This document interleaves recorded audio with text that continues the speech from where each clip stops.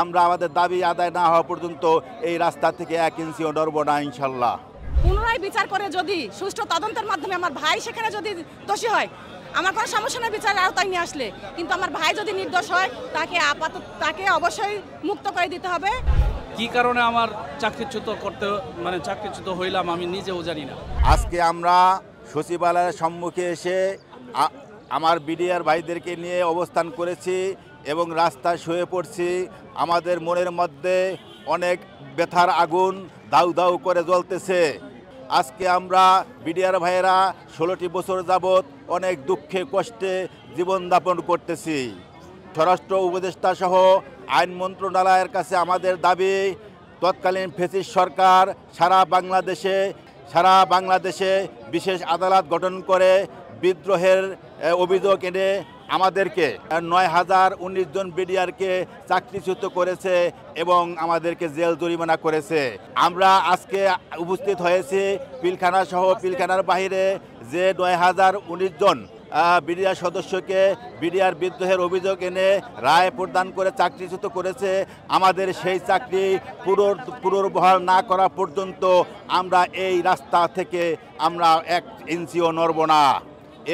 এই দাবি নিয়ে আজকে আমরা এই সচিবালয়ের সামনে আমরা স্বরাষ্ট্র উপদেষ্টা সহ প্রত্যেকটি উপদেষ্টার প্রতি শ্রদ্ধা রেখে বলতেছি, আমরা আমাদের দাবি আদায় না হওয়া পর্যন্ত এই রাস্তা থেকে 1 ইঞ্চিও নড়ব না ইনশাল্লাহ। মানে জেলখানার ভেতরে আছে মৃত্যুদণ্ড প্লাস যাবজ্জীবন প্রাপ্ত যারা আসামি আছে, তাদের রায় স্থগিত করে কিংবা ফ্যাসিস্ট সরকারের রায় বাতিল করে তাদেরকে একটা জামিনের ব্যবস্থা করা হোক। জামিনের ব্যবস্থা করে, যেমন পিলখানা হত্যাকাণ্ডের সঙ্গে বেশিরভাগই জড়িত হচ্ছে বাইরের লোকজন, যেমন রাজনৈতিক ব্যক্তিবর্গ এবং বাইরের দেশের লোক এখানে জড়িত আছে। তো তাদেরকে যখন বিচার কার্য পরিচালনা করা হবে, তো তারা যখন বাইরে থেকে বিচার হবে, তারা কেন ভেতরে থাকবে? তাদেরকে জামিন দেওয়া হোক, জামিন দিয়ে পুনরায় বিচার কার্য পরিচালনা করে যারা আসলেই দোষী তাদেরকে যেন শাস্তি দেওয়া হয়, সর্বোচ্চ শাস্তি দেওয়া হোক। সেটা যদি পুনরায় বিচার করে যদি সুষ্ঠু তদন্তের মাধ্যমে আমার ভাই সেখানে যদি দোষী হয়, আমার কোনো সমস্যা নেই বিচারের আওতায় নিয়ে আসলে, কিন্তু আমার ভাই যদি নির্দোষ হয় তাকে অবশ্যই মুক্ত করে দিতে হবে এবং যারা আসলে দোষ করেছে তাদেরকে অবশ্যই দৃষ্টান্তমূলক শাস্তি দিতে হবে, এটা আমি মনে করছি। কোনো অন্যায় অপরাধ করি নাই। আমার পিছনে অর্থাৎ এই পিলখানা ট্র্যাজেডি সম্পৃক্ততার পিছনে কোনো অভিযোগ বের করতে পারে নাই। দীর্ঘ সময় তদন্ত করার পরেও কোনো অভিযোগ বের করতে পারে নাই। কি কারণে আমার চাকরিচ্যুত হইলাম আমি নিজেও জানি না। 2009 সালে 25 এবং 26 ফেব্রুয়ারি তৎকালীন বিডিআর পিলখানা হত্যাকাণ্ডের সাথে সংবাদ সবাই জানেন, তৎকালীন সরকার শেখ হাসিনা মূলত তাদের নিজের গতিকে ঠিক রাখার জন্যই তো সরকার এবং ভারতের মাধ্যমে এই পরিকল্পিত বিডিআর হত্যাকাণ্ড ঘটিয়ে আমাদের সারা বাংলাদেশ থেকে আমরা 18,520 জন বিডিআর সদস্যকে বিভিন্নভাবে 18টি স্পেশাল কোর্টের মাধ্যমে 54টি স্থাপনায় এই 18,520 জন বিডিআর সদস্য চাকরিচ্যুত করে জেল জরিমানা করা হয়েছে। তার মধ্যে আমি একজন সদস্য। তখন আমার কর্মসূচি বান্দরবন। আমি বান্দরবন থাকার পরেও আমি পিলখানা কি হয়েছে না হয়েছে এ ব্যাপারে আমি কোনো কিছু জানি না, অবগত নই।